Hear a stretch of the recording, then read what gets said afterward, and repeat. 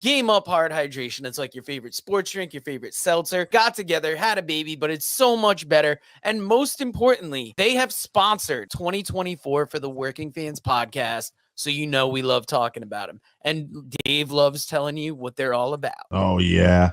It's only 110 calories, guys. It's a low-carb drink, full flavor, and those flavors are fruit punch, orange, lemon lime, and grape. Enjoy yourself some Game Up and enjoy our show. So last weekend, we had the Bad Blood watch-along. This might be my favorite pay-per-view of the year. Premium live event of the year. That Hell in a Cell match lived up to everything I wanted. Yes. That main event was just such a big... It had like a big fight feel to it.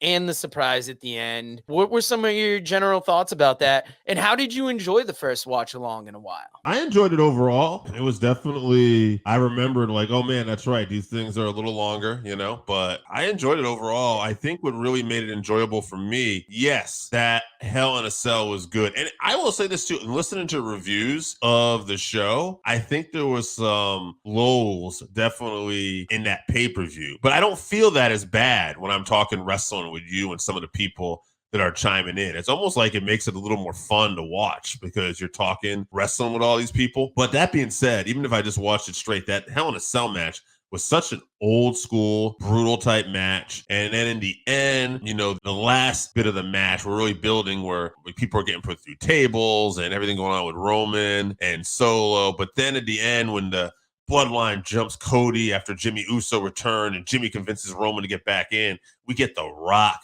come back, right? So that all was just really huge stuff. But I think personally too, what else really made this for me was how they had the legends throughout the show, the different wrestlers, whether it was Tully and Iron Anderson or a Mickey James or a Dallas Page, they were all positioned in a way like they actually meant something. They had value. And they were being, like they had a lot of people in the hip hop rap industry there too, but you had the wrestlers on like the same link. Like Vince would have always put these people outside the business, like, oh, look at these stars coming to our world. But we didn't just do that. We also put the classic, the legendary wrestlers on that same plateau. And for me, I don't know if a lot of people talked about that, but that kind of helped make the show for me. Yeah, there was almost more legends on this show than on Bad Blood 97, which we may be talking about in the coming weeks. But yeah, I didn't feel any lulls in the show, but I think that is attributed to the fact that we were just talking the whole time. So if we're not enjoying the matches, we're creating conversation. We're going to do something else. So we don't feel as many of the dips in the show. If you haven't tried Game Up, then you are missing out.